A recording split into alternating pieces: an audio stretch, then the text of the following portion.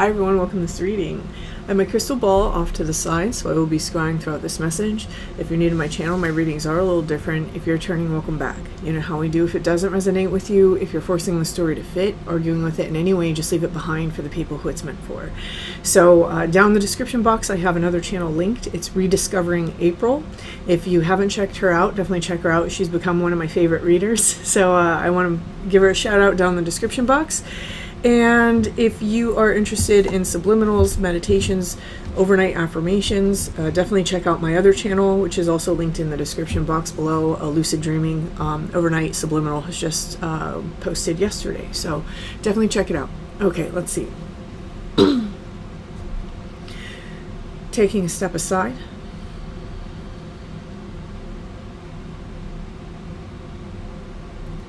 Allowing spirit to pass through me.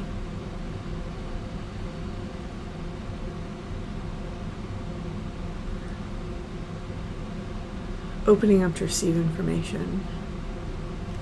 Okay.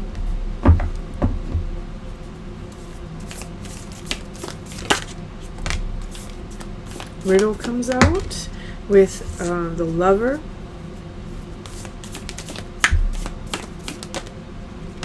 and the Bardo. Okay, and then we have the Orphan. This feels like a little bit of a complicated energy, so let me get my bearings on this. Let's see, what are we looking at here?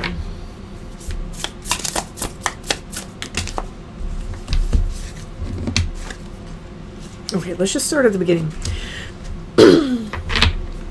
So what I'm seeing here, I'm seeing the riddle, it's with the gardener, and it's with transformation.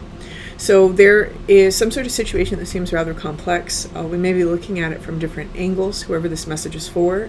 While we're looking at it from different angles, there seems to be some things that are happening in this energy, and this kind of reminds me of some readings that came out last week or earlier this week.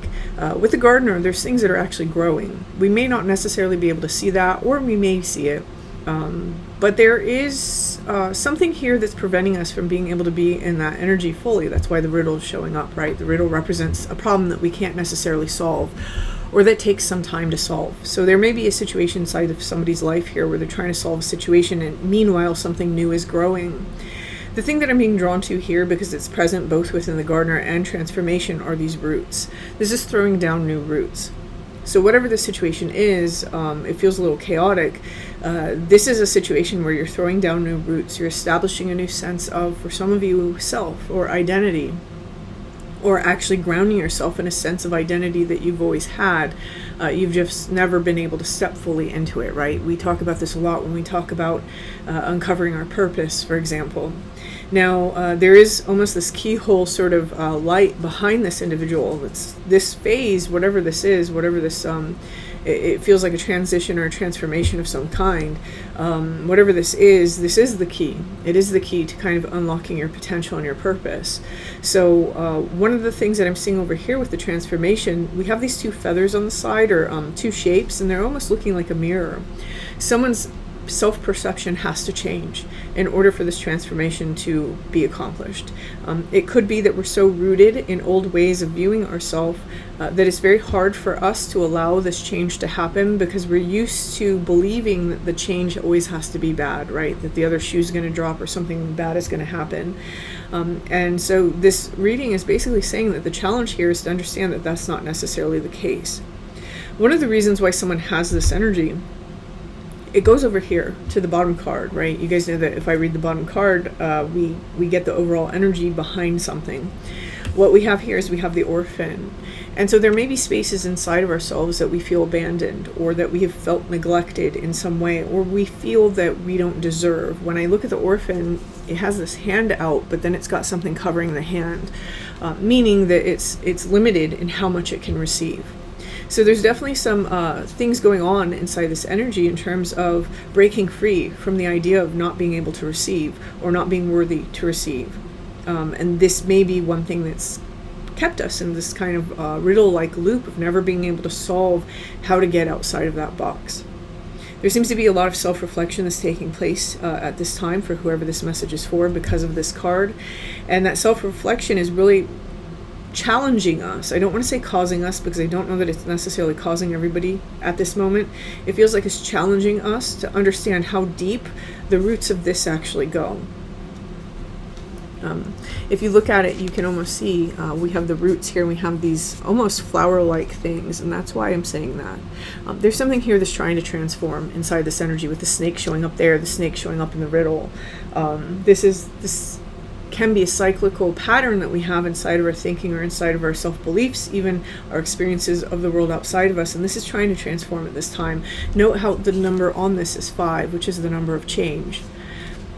Okay, so the next card that we have is the Lover. Let's see what this is about.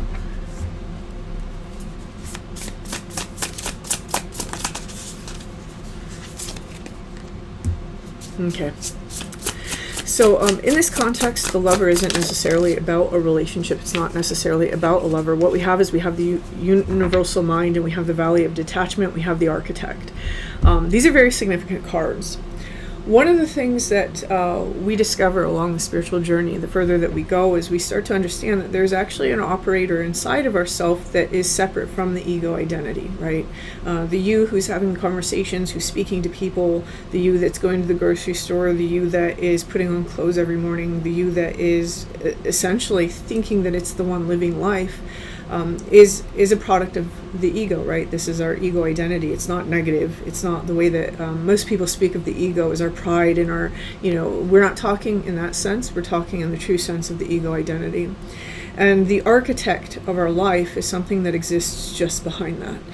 This is I like it because this actually came out this morning.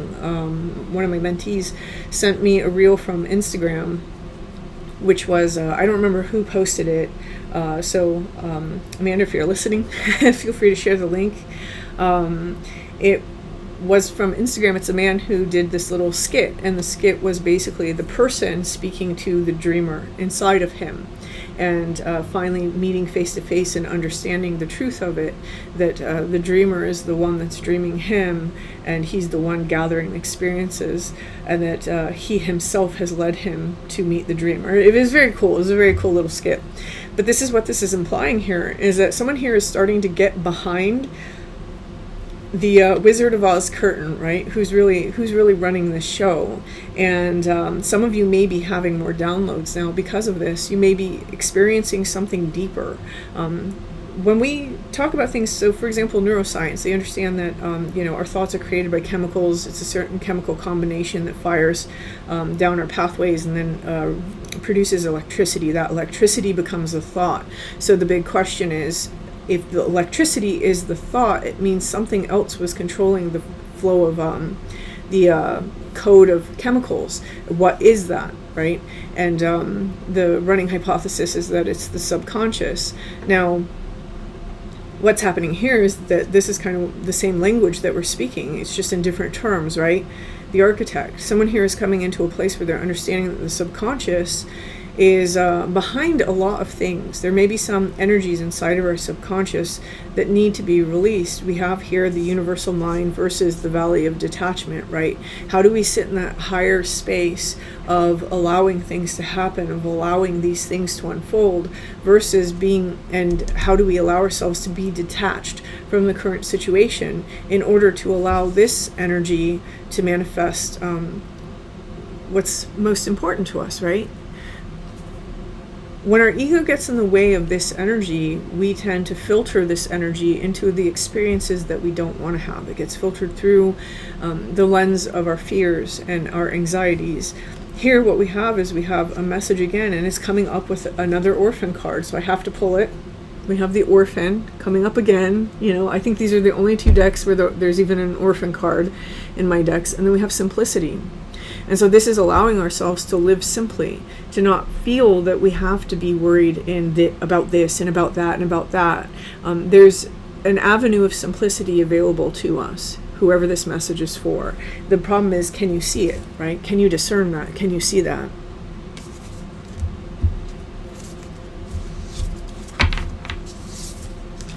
When we have this energy operant inside of our filter for the architect, right?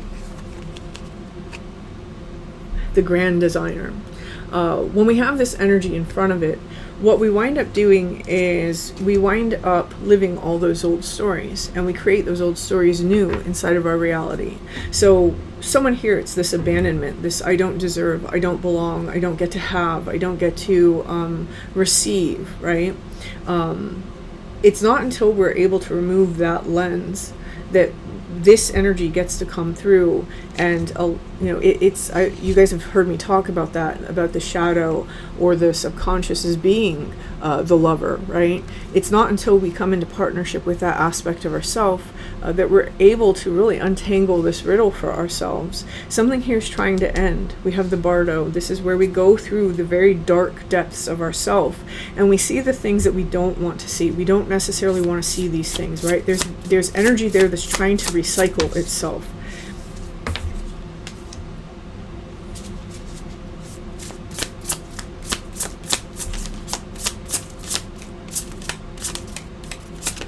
Okay. Ooh. And then the bottom. Okay. And then we end this with universal body.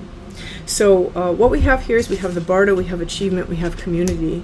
There may have been times inside of our life where we've tried to achieve something with the help of others, and this may not have gone well for us, right? There's multiple things happening in this little section for me. We may have a lot of disappointments in other people. We may have a lot, and this may contribute to this feeling of the orphan, right? Abandoned. I'm the only one doing this. I'm here alone. I have to do this by myself. I'm not able to receive. Nobody's ever going to be able to help me. Things like that. And what's happening here is that this is an old story that's trying to be put to rest. That's all what's taking place over here, right? So whatever situation is currently going on, this is a situation that's meant to shake you loose of those stories and those narratives. It seems like there's another aspect of this situation that's trying to help you do that. We may be coming into contact with something greater than ourselves here. Now, when we talk about that, people always think that what we mean is like God, right? And it doesn't have to be that. This can be an energy of kinship, right? It can be an energy of love. It can be an energy of self-expression. There's something that transcends the ego identity. It's bigger than who we think we are, that is currently at play inside of this energy, and this is what is the gateway for us to end these old stories. The question is, will we allow it, right? That's always the big question. Are we so married to our worries, and do we find so much security and comfort in anticipating the shoe dropping rather than experiencing the possibility that it might not, right? Here with achievement community, it does look like once this is wrapped up and finalized, this energy transmutes. And it transmutes just like, inside the bardo, it's this idea of this finality transmuting into this achievement and community. There may be something where we're stepping into a role of having access to a wider platform, or being able to influence people at large here with community coming in. But there is something about this achievement that is really standing out to me right now. So I'm going to go into that a little bit more. I'm seeing this blue and this yellow. So there's something with the throat chakra, something with the solar plexus. Throat chakra is the way that we express. It doesn't necessarily have to be verbally, but it's our self-expression. With the solar plexus, this self-expression, whatever it is, it's directly tied to our sense of identity, our sense of self-confidence, our self-sovereignty. This is the energy that's trying to heal for someone. Whatever this is, I don't know. I think that for some of you, this is going to be different for everyone. But the whole purpose of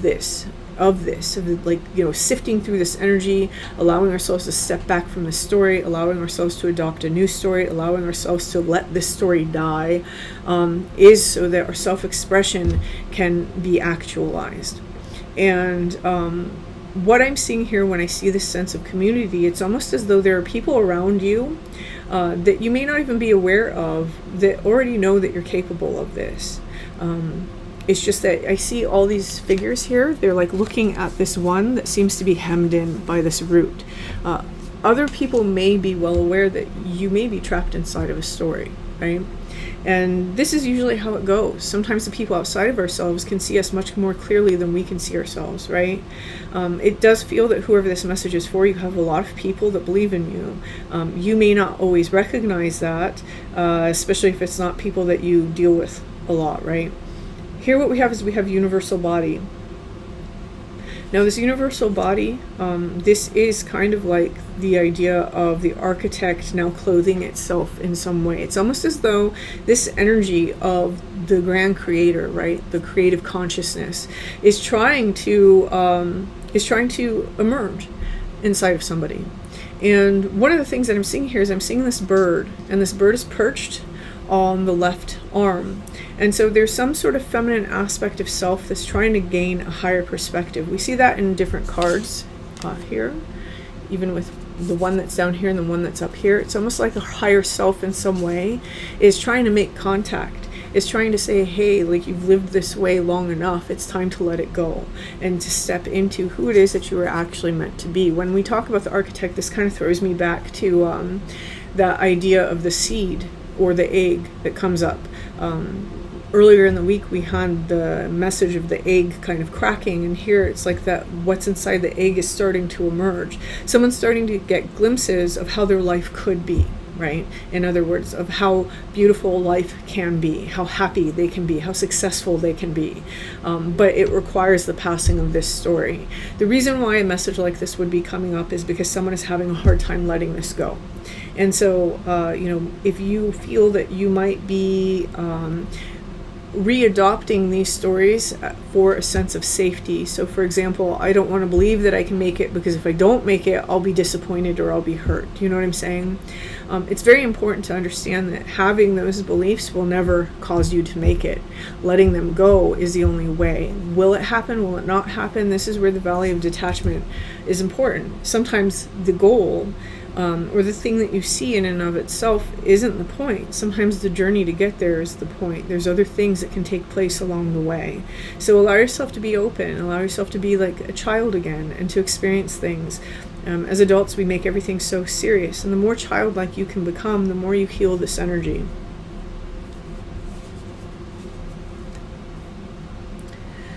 Okay, let's see. Oh, heard note. 3 cards.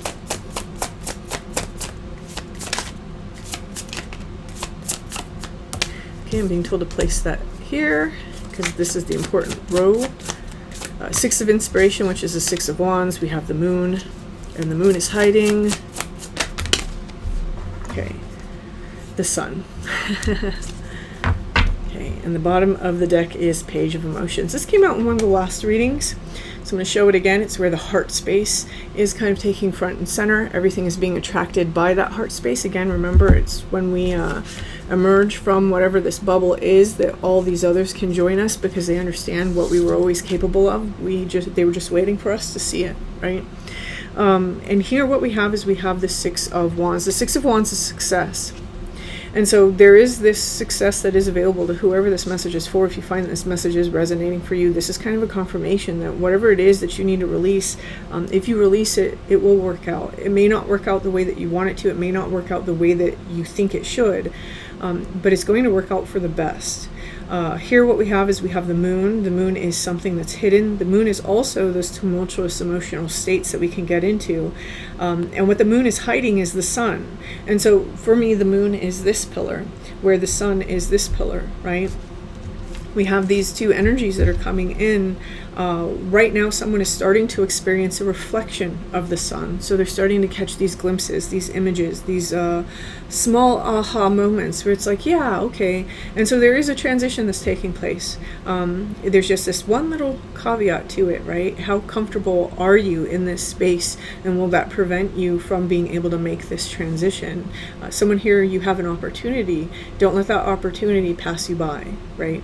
We have the Sun card. I do think that this is actually very beautiful, and it's funny. The flower that's on her head right now is kind of making me think of mimosa, and I didn't know what a mimosa looked like until I was hanging out with one of my friends last weekend. How do I do this? Mimosa contains an MAOI. Some of you will understand why I'm saying that, right? An MAOI makes a particular type of experience last longer.